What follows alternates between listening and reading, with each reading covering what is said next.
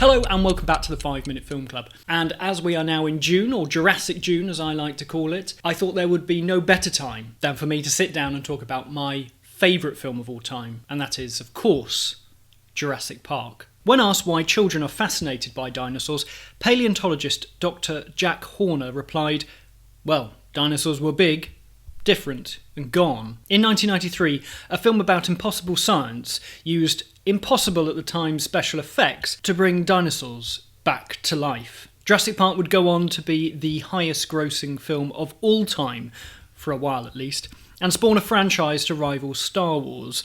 But what is it that nearly 30 years later still has people interested in it? The story tells of a world where science has managed to clone dinosaurs from DNA found in fossilised amber. They are contained in a theme park on a remote island by eccentric billionaire John Hammond, played by Richard Attenborough, who before the park opens to the public has to get it signed off by a group of experts. A paleontologist, Dr. Alan Grant, played by Sam Neill, paleobotanist Ellie Sattler, played by Laura Dern, and K.I.tician, that's a mathematician to you and me, Ian Malcolm, played by none other than Jeff Goldblum. However, when a bit of industrial espionage coincides with a huge storm, the park's power fails, leaving the dinosaurs free to roam and devour whoever they please. Michael Crichton, the author of the novel Jurassic Park, had been struggling in the early 80s with trying to come up with a story. He had this idea about a boy and a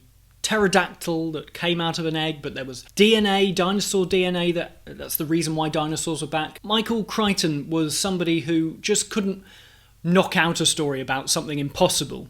He needed to make it plausible. Take the most fantastical idea and then actually make its reader believe that all of it was entirely possible.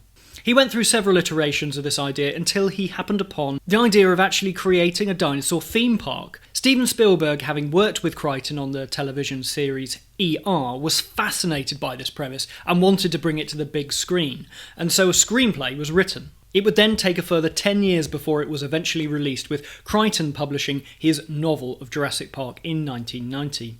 David Cope was brought in to oversee the script rewrite and managed to work it more towards a family-orientated audience, thus finally cracking the film's secret. And when I watched it actually a couple of nights ago, for the billionth time probably, and having recently reread the book, there's actually not much different, apart from the kind of graphic, gory details that are in the book and some of the kind of preamble of the book. I was struck by how speedy and concise that film is, and I've kind of knocked David Cope a few times in the past on videos, but I think Jurassic Park, he just nails it. He takes all of the ideas of the book and condenses it into about 15 minutes. You know, we believe that these dinosaurs are real in 15 minutes, something that Crichton does in probably 200 odd pages. Spielberg, whose last film was Hook, had difficulty attracting an audience.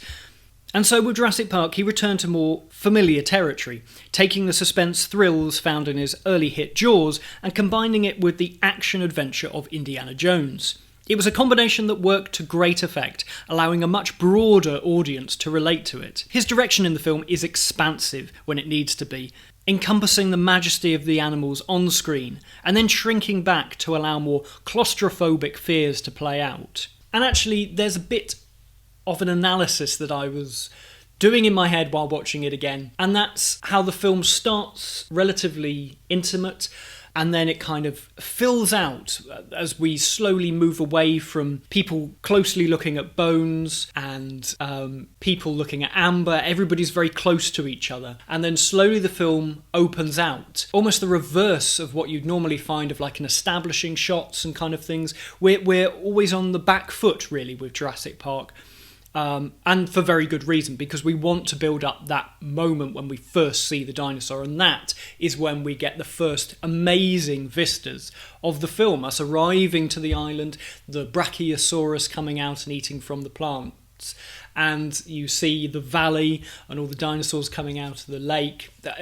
That is the big Spielberg eye-moistening moment of the film, and it gets me every single time. And then after that, after these kind of skeptics, they have their eyes wide open and they're like children, they're so excited and they're playing, and then they get to the lab and they're with Henry Wu, and they're talking about it, and again they come closer and they're looking at the baby velociraptor, and then slowly, as they start thinking about what actually they're seeing, and that is man creating a dinosaur, and they start questioning themselves, and people start breaking away from the group. You have Malcolm, of course, first coming away, and then you have Ellie, and then you have Grant, and then Grant is just left holding the baby raptor. And it never struck me before about the actual setup of that scene, about the choreography of how excitable they all are and how close to each other their goal is about these dinosaurs, and they're just excited, like Hammond. And then they realise there's more to this than that, and they start to move away. And it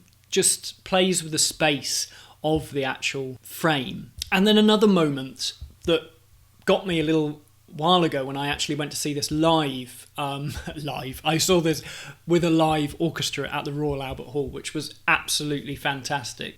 The big moment that struck me was obviously the music by John Williams is so beautiful and awe-inspiring, but in the middle it stops. And it made me think of other films that purposely break that continual momentum of the soundtrack. And then when I was watching it and it didn't have any music, and from the films that I've been watching recently of the 1940s and 30s and the Universal horror films, and the T-Rex is the Frankenstein of the 1990s. Even when she bursts out of that cage, through the fence, creaking of the fence, that's like an old Gothic castle door announcing her entrance to the world.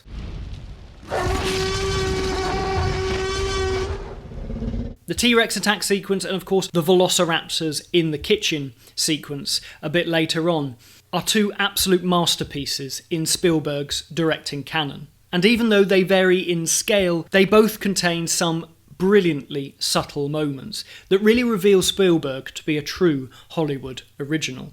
And there are links between the two. In the T-Rex sequence, we get the T-Rex lowering his head and looking in at the window at the children, framing the head of the beast. And then a little later on, we get another frame, a round frame this time, of when the raptor looks in at the kitchen. Or maybe the animals are just looking at us in the audience. The marvellous practical effects in Jurassic Park are the pinnacle of Stan Winston's long career, and one that has never, ever been topped. Alongside his animatronics are the groundbreaking visual effects by Industrial Light and Magic, who while the film was in production stumbled upon the power that computers could hold for filmmaking. A short segment of the Gallimimus skeletons running across a valley was played for Spielberg, and the rest is history. The once planned go-motion work of Phil Tippett was discarded, and all full-scale dinosaur shots became CGI. In the past 30 years, the groundwork laid by Jurassic Park has improved and exceeded the imaginations of those animators back in 1993. But the effects on show here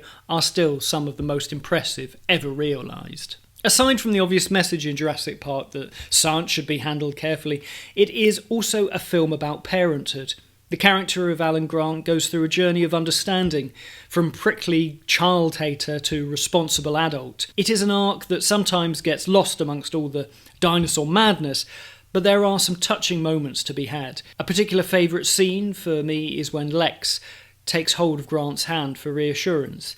It's a small moment, but it speaks volumes about the film's heart. Jurassic Park will always be my absolute favourite film of all time. As I've said numerous times, I've watched this film countless times in the cinema, on IMAX. I've seen it every which way, but it still excites me because it takes me back to when I first watched it. It takes me back to first watching this film and this film telling me about films. For the first time, I could sit down and watch dinosaurs, which I loved, but dinosaurs were real in this, and there were real people against them. There was science involved. How did they make the dinosaurs? So the kind of artifice of a film and the construction of it started my little mind going. And I think that, and this film, is the reason why I like films. This is the reason why I want to understand them more, because this gave me a peek behind the curtain. And every time I watch it, I see something new. I get a new revelation. I get a new moment to savour, to see again. Please let me know your thoughts about Jurassic Park in the comments down below.